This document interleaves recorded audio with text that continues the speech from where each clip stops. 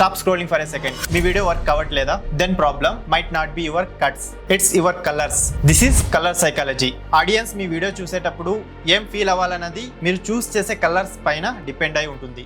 Red, power and intensity. Action scenes or high emotional moments లో red dominate చేయాలి. Blue, trust and professionalism. Tech and corporate videos లో ఇది standards ని set చేస్తుంది.